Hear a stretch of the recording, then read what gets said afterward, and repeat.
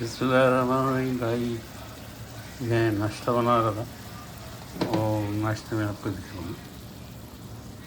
Chicken है, boil chicken की छोटी छोटी टुकड़े किए और थोड़ा सा बटर डाल के उसके अंदर वो चिकन के टुकड़े डाल दिए और साथ में एक छोटी प्याज कतर के एकदम और एक आधा टमाटर ये डाल दिया है। वो चीज़ें पक चुकी, थोड़ा सा पानी डाला था क्योंकि मुझे जो है नाश्ते में थोड़ा शोरबा टाइप का चाहिए होता है। ये निकालने के बाद इसके अलावा मेरी चाय बन गई है, एक बॉयल एग बन गया है।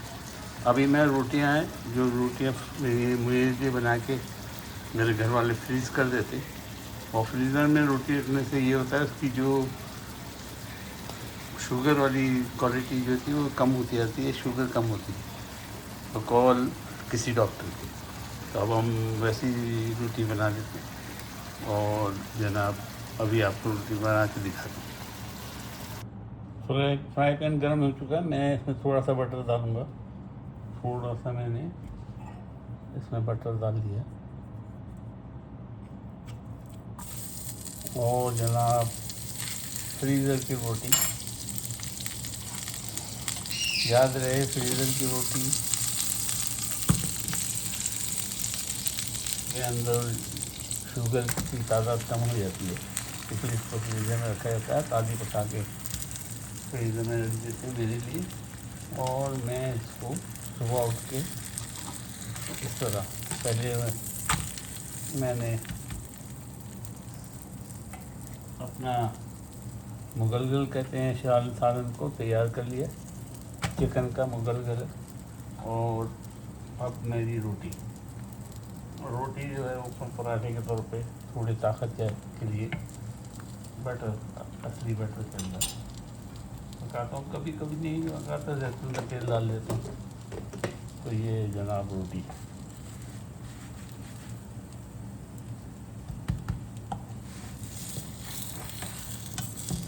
अब देखिएगा कितनी खूबसूरत रोटी तैयार हो जाएगी, मज़ेदार एकदम ज़बरदस्त। तो लाइट की कमी है यहाँ पर, आपको लाइट में दिखूँ। ये देखिए खूबसूरत रोटी एकदम ज़बरदस्त। और इसको थोड़ा सा पकाते हैं और हमारा नाश्ता तैयार।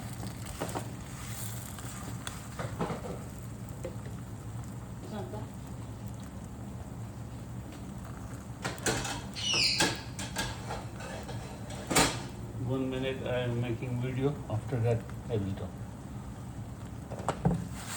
जी रोटी तैयार हो गई, चूल्हे को कर देते हैं बंद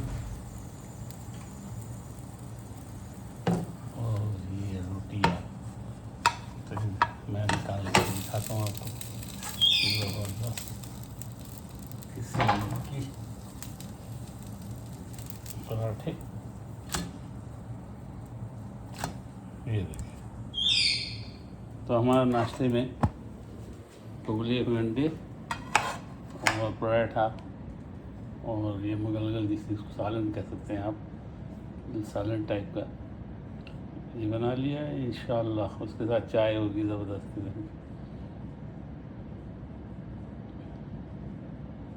फ़ी अमानिल्लाह।